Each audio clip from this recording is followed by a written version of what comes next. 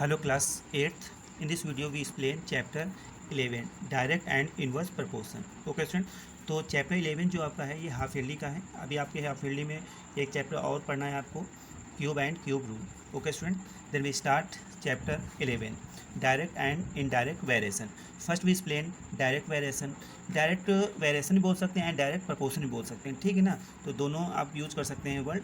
तो direct variation में क्या होता है, two quantities x and y are said to be in a direct proportion if they increase or decrease together in such a manner that a ratio of their corresponding value of remain custom. Okay, remain constant ये लिखा है students, ठीक है ना. तो direct variation क्या होता है, अगर आपके पास टू क्वांटिटीज़ हैं, ठीक है ना, तो टू क्वांटिटीज़ में अगर दोनों क्वांटिटीज़ को एक को बढ़ाने पे अगर दूसरी भी बढ़ रही है, ठीक है ना, तो ये हमारा हो गया डायरेक्ट वेरिएशन. मीन अगर एक को आप बढ़ाते हैं तो सेकंड वाली भी क्वांटिटी इंक्रीज होगी, अगर एक को डिक्रीज कर रहे हैं तो दूसरी वाली भी डिक्रीज होगी. तो ये हमारा होता है डायरेक्ट वेरिएशन.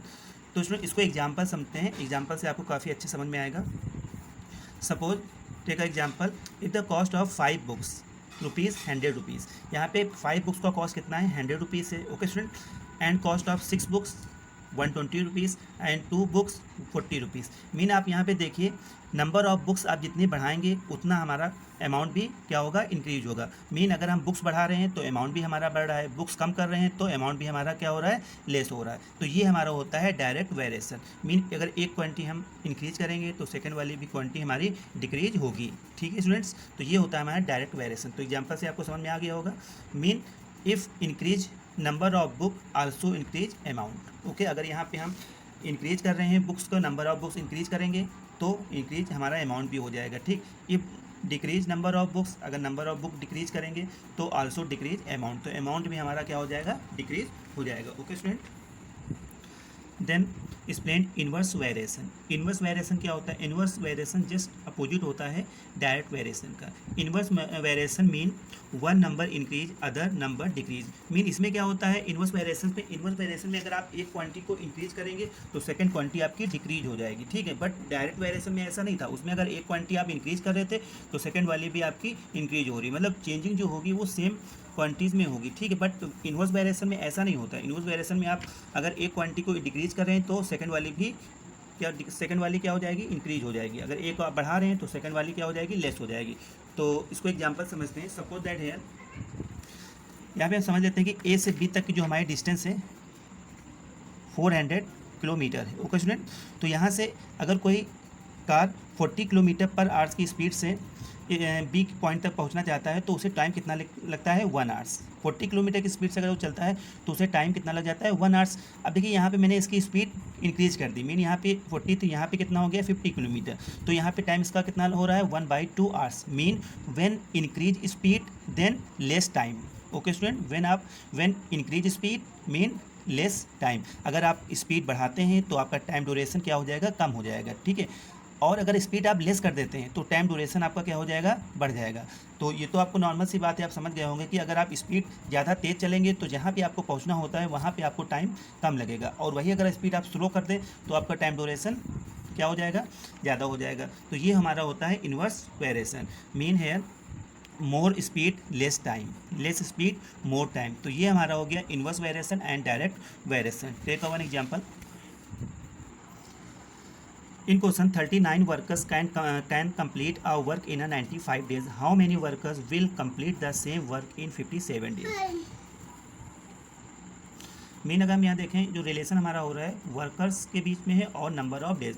तो डायरेक्ट एंड इनडायरेक्ट वेरिएशन जो क्वेश्चन हम सॉल्व करते हैं, कैसे सॉल्व करते हैं देखिए. तो एक साइड आप लिखेंगे number of worker and second side number of days. Okay student, तो first 39 worker can complete a piece of work in 95 days. Okay, and then 75 workers how many, 75 days है यहाँ पे. तो 75 डेज अगर वर्क करते हैं तो कितने वर्कर्स काम को कंप्लीट करेंगे. ठीक है, that is here we let x worker. तो यहाँ पे हमें वर्कर फाइंड करना है तो हम मान लेते हैं कि यहाँ एक्स वर्कर होंगे. ओके स्टूडेंट, अब देखिए डायरेक्ट और इन्वर्स में जो क्वेश्चन का सॉल्विंग का वे है वो काफ़ी डिफरेंट है, ठीक है ना। तो जो इन्वर्स वेरिएशन में होता है तो क्या होता है, जो डायरेक्ट एरो हम यहाँ पे ड्रा करेंगे वो जस्ट अपोजिट होंगे, ठीक है। अब यहाँ पे देखेंगे 39 वर्कर थे तो 95 डेज में वर्क कंप्लीट कर लेते थे, ठीक है। अब कितने एक्स अगर वर्कर हैं तो कितना टाइम लग रहा है, 57 डेज।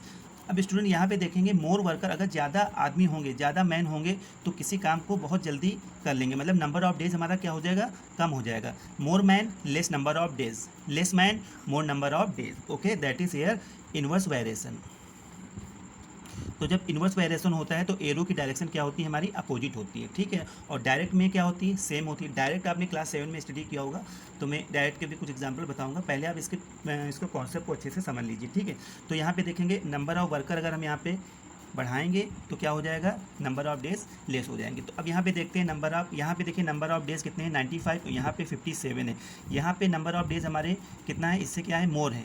अगर नंबर ऑफ डेज मोर है इसका मतलब नंबर ऑफ वर्कर कम होंगे यहाँ पे, ठीक। अब नंबर ऑफ डेज यहाँ पे क्या हो रहा है, कम हो रहा है, इसका मतलब यहाँ वर्कर हमारे क्या होंगे, यहाँ पे ज़्यादा, मतलब 39 से मोर वर्कर यहाँ पे आने चाहिए, ओके, दैट इज़। तो यहाँ पे हम डायरेक्शन ले लेते हैं अप से डाउन, ओके, मतलब यहाँ से लेते हैं डायरेक्शन की, आप जो पोजीशन समझ लीजिए आप यहाँ से ले रहे हैं ऊपर से, तो इधर से भी आपको यहाँ से भी इसके बिलो पार्ट से ही लेना होगा, ठीक। That is where right 39/x equal 39/x, ठीक है। अब यहाँ से लेंगे 57/95, then do the cross multiply, x into 57 equal 39 into 95, okay student. Then find the value of x, 39 into 95 divided by 57, then here reduce, then 19 3 जा and 19 5 जा, then 3 1 जा 3 1 जा 3 3 जा 9, here we get 13 into 5, 13 5 जा 65, मीन जो number of worker हमारे कितने होंगे, 65। तो मैंने आपको बताया था कि नंबर ऑफ वर्कर इससे क्या होंगे, मोर आएंगे, क्योंकि नंबर ऑफ डेज यहाँ पहले से हमारा क्या हो रहा है, लेस हो रहा है। तो नॉर्मल सी बात है कि नंबर ऑफ वर्कर हमारे यहाँ मोर होंगे, that is number of worker कितने होंगे, 65। तो यहाँ पे वर्कर की नंबर जो है इंक्रीज हो रहा है, इसका मतलब नंबर ऑफ डेज हमारे पहले से लेस होंगे। तो ये होता है हमारा इन्वर्स वेरिएशन। तो आई होप आप लोगों को समझ में आ गया होगा। तो इसके क्वेश्चंस को आप जो है सॉल्व करिएगा और वीडियो को अच्छे से देखिएगा, direct variation and indirect variation क्या होता है, ठीक है। तो बाकी मैं क्वेश्चन की सॉल्विंग नेक्स्ट वीडियो में सेंड करूँगा।